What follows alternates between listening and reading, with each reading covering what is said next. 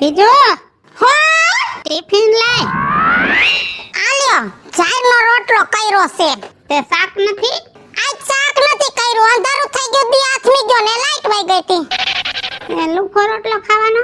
એ ના, મને ખબર છે તમે લુખું ન ખાવ, ઘરનો ગાંગડો ગુઈડો હે. તું ઘરનો ગાંગડો ન દેતી જા. ને હું ખાવા બેહું છું ને તો માખીઓ ભેગી થાય છે ને એમ કરે છે, પછી શેઠિયો વધે છે ને એમ કહે છે કે રાજુ બાપા ગોબરા. તે ન્યા ઓફિસ પાસે ન ખવાય, આખું ખવાય. અને શેઠ એટલો બધો તમને હારો લાગે છે તો શેઠને બે શબ્દ કહેવાય. લે મારા હવા તો બહુ લબલબાટી કરો છો, તો શેઠને કહી દેવાય કે આખી રાત હું ખુવાર મરું છું, થોડાક પૈસા વધારી દે. એ મેં કીધું તો ઓલા મહિને કીધું 500 રૂપિયા પગારમાં વધારી દો, તો કે રાજુ બાપા તો તમે જૂના છો ને એટલે તમને સિક્યુરિટી માં બેહારું છું, બાકી 10,000 માં જડે છે. તમારા ભાઈ માનો તમને 15,000 દઉં છું. ઈ તમને બાબુડિયા બનાવે છે, બાકી જો શેઠ છે ને ઈ માણાથી ઉજરા હોય. અને જો નહીં ને તમે સોપી પો કરો આખી રાત, તમે જોલું ખાઈ ગયા હોય ને એના બાપ કોક બધું સોરી ગયા હોય તો, પણ આ તો તમારા થકી બધું એનું એમને હડીખમ ઊભું છે, તો વધારે માંગો. જોલું તો હું ખાવું જ નહીં. કેમ? પાછળની શેરીમાં બંગલામાં જે પગીપણામાં ડોહો બેસતો તો ને એને હમણાં થોડાક દી પહેલા મારીને સોર વયા ગયા, એટલે મને ઈ બીક લાગે, એટલે હું જોલું ન ખાવું. હારું બહુ હારું, આપ વખાણ ન કરવાના, જાવ જાતા હોય ન્યા. એમ કહું છું કે 100 રૂપિયા દે ને. હું કરવા છે? ખિસ્સામાં નથી કાંઈ. આ ઘરમાંય નથી, હવે પૈસા નથી દાદા, 2-3 દી હાલ એટલા જ છે. તે આખો પગાર વપરાઈ ગયો? થોડાક છે, મારે ન જોઈ. પૈસા જોઈ છે ને આખી રાત બેહું હોય ને પૈસા શું કરવા છે? ઉપડા રાજપાલીમાં હા. ભારે જવાબદારી તમે બાકી માથે લીધી છો, બતિયું. તે શું કરવું હવે, રાતે પગીપણામાં જાવ છું અને શેઠિયો હારો જડી ગયો છે ને તે મારો રોટલો હાલે છે. આ પગીપણામાં હે ને ઈ સાહેબ હારે મેં વાત કરી, તમને મેં રખાવ્યા છે. અલે આનંદ કરો, મંગલ કરો ને રૂપિયા કમાઓ. આ છે ને તારા ટાઢાપુરના ઠોકતો હોય ને ન્યા ઠોકજે. હવે તારો જન્મ એ નહોતો ને તઈનો ઈ શેઠિયો મારા બાપને ઓળખતો. રાજુભાઈ થોડીક વ્યવસ્થિત વાત કરો, હું આ ગામનો સરપંચ છું, કઈક મર્યાદાથી બોલાવો. દાંત કાઢે બોલ. સરપંચ થઈ ગયો તો વેત એક ઊંસો હાલવા માંડ્યો. આમ જો તારા જેવા સરપંચ છે ને ગામમાં મેં કેટલાય બદલાવી નાખ્યા છે, ખોટો પાવર ન કરતો, નકરા સોયણો બદલાવાનો વેત નહીં રે. શાંતિ રાખો ને, તમારું કામ કરતા હોય ને ઈ કરો. અને આમ જો નળ તો ટાઈમે આવે ને ઘરે? હે? નળ પાણીના ટાઈમે ઘરે આવે પાણી કે નહીં? નળ અમે લીધા જ નથી. તો ઓલો ધનો તો આવ્યો તો અહીંયા માપવા. હે? ધનો ઈ માપી ગયો છે, બાકી અમે નળ નથી લીધા. ખોટા પછી પૈસા ભરવાના, કનેક્શન ના તો ભરવાના. અમારે માંડ ભેગું થાય, મારા પગારમાં અમારે ઘટે છે.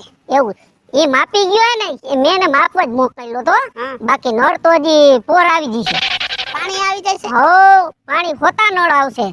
મારી પેલા સરપંચ હતો ને એ સરપંચ માં આવ્યો તઈ નળ આવ્યા, અને બીજો સરપંચ આવ્યો તઈ પાણી આવ્યું. હું એના જેવો સરપંચ નથી. અને હું હાલે ઘરમાં? ઘરની તો વાત જ જવા દેવી પેલા. કેમ કાઈ ડોસી સુઈત્રી? જો આ રોવાનું એક તમે બંધ કરો, આ મન મજા નો આવે પાછું. રોહ છેડા કાઢો છો? રોવું છું. પણ હું આટલી બધું રોવાની તમારે જરે કઈ તકલીફ છે? 40 વર્ષ થયા મેં ઘર ગેણું કર્યું. આમાં જોઈ લે, જાયનો રોટલો છે, શાક નથી. તો ઈ બકાલું ન હોય એટલે નહીં ડોસીએ બનાવ્યું હોય. ખવડાવું નથી. કાઈ વાંધો ને, સાના રહી જાવ, ડોસી ભેગી થાય એટલે હું કહીશ હો. મારી વાડીએ બકાલું તમારે લઈ જાય. હા. કાલે હું રાંધું તું ખબર છે તને? શું? તમે રોઈ લ્યો કે વાત કરી લ્યો, મારે મોડું થાય છે. કાલે હાજે ભાખરીન સા આખી રાત નીંદર નો આવી. કા એમાં તકલીફ પડી ગઈ કઈ? રાતે સા ખાય તો નીંદર આવે. ઓહો, તમારી વાતું ખૂટશે ને, એમાં ઓલો સાહેબ રાહ જોવા જાવ તમે. પણ મને એવું લાગે છે આ ડોહી મારા હારે પાર નહીં પડે. હવે એવું ન વિચારવાનું, ધંધે જાવ. હાલો સાના રહી જજો. લે કાવી જો કાકી. ઓય પડી ગયો હરગો. આ પાડું છું એટલે તો કાઈ ન થાય. મરી ગયો કેવો હવાદણો હે ડોહો, રોજ નોખા શાક એલી હે ના કરવા.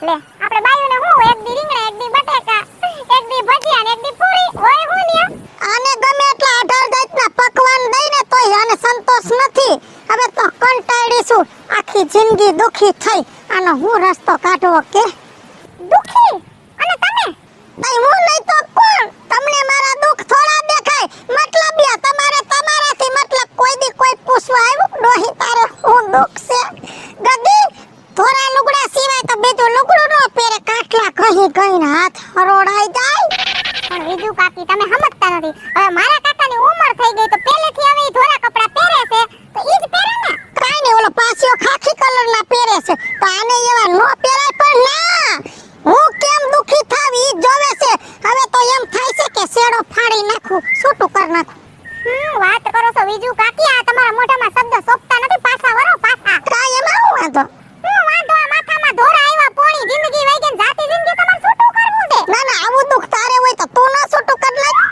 મારી ઉપર કેટલા દુખ પડ્યા તમને ખબર છે ને હાલમાં પડે છે તો હું કોઈને કહું છું હેના દુખ પડે તને મારા ઘરવાળા ભેગી હું રહું છું ને એમાં 1.5 વર્ષથી અમે બે માણા બોલતા નથી અને કોઈ દી હાઈરે બેહીન ખાધું નથી 1.5 વર્ષમાં ઈ કોઈ દી મને ઉમરો ટપાડીને કે બહાર ફરવા નથી લઈ જતો છતાંય હું ઈ ઘરમાં પડી છું ને સહન કરું છું ને હું કામ કે એક ભવના બે ભવ હારા ન લાગે હું તો હજી નાની બાળ છું હજી તો મારે છોકરા સૈયા બાકી છે તો મને એ વિચાર નથી આવતો કે મારે બીજું કરવું જોઈએ અને તમને જાતી જિંદગી માથામાં ધોરા આવ્યા અને તમારે છૂટું કરવું છે તો મીઠા પાણીની છો એટલે તને એવો વિચાર નથી આવતો ધોરી પીંડા જેવી રૂપ નો અંબાર અને હજી તને તો જોય એવું જડીદાર પણ હું કામ પકડીને બેઠી છો આવા ગોદારા જેવા છોકરાને હું એમ કહું છું ઠેકાણે પડી જવાય હા એક વાત હાચી કે આવું મરે હું છૂટું કરીને બીજે ઘર ઘું તો ભૂંડી લાગુ મારે ક્યાં બીજે ઘર ઘેણું કરવું મારે તો ખાલી આનાથી છૂટું પડવું છે હું તો મારા ભાઈ ભત્રીજાની ઘરે વઈ જાય પણ હવે વેલા મોડું મારે છૂટું તો કરવું